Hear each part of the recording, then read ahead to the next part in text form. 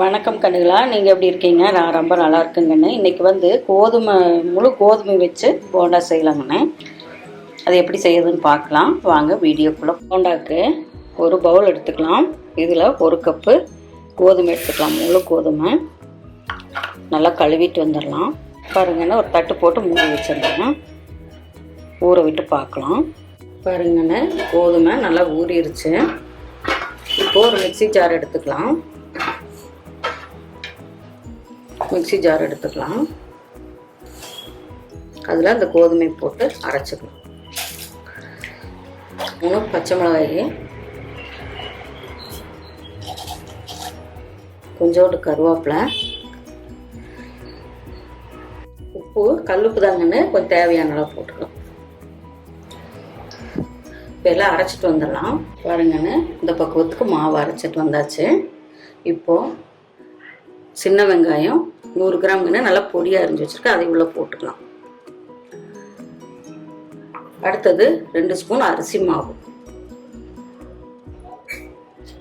ஒரு அரை ஸ்பூன் சீரகம், இஞ்சி பொடியாக அரிஞ்சு வச்சுருக்கேன். அதை உள்ளே போட்டுக்கலாம்.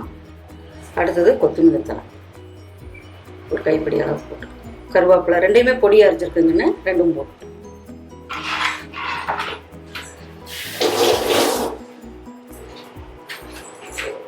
நல்லா கலக்கிக்கலாம்.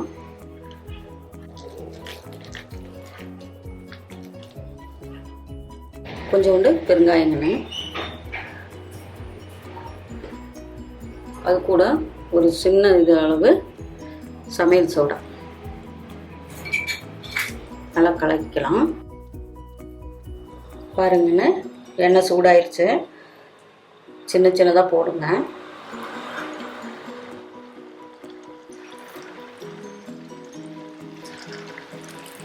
கோதுமை மாவில் செய்யறதுக்கு முழு கோதுமை இருக்குதுல்ல தானே, அதை எப்படி ஊற போட்டு அரைச்சி செய்யும்போது ரொம்ப டேஸ்ட்டாக இருக்கும்.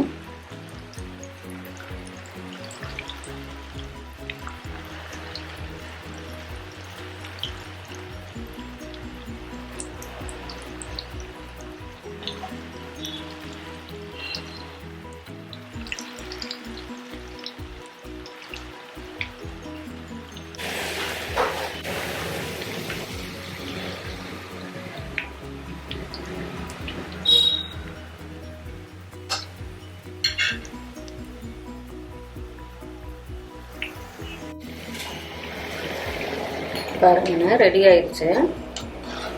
எடுத்துடலாம்.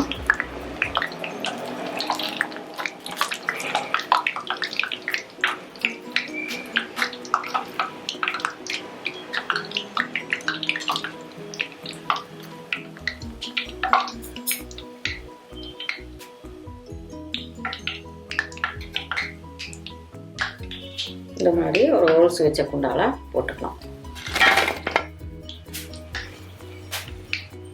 போண்டா ரெடி ஆயிடுச்சு. எவ்வளோ சாஃப்டாக இருக்குன்னு பாருங்கள். இப்போ நல்லா சாஃப்டாக இருக்கும். வெளியே வந்து மொறுமொறுன்னு இருக்கும். நல்லா சாஃப்டாக இருக்குது.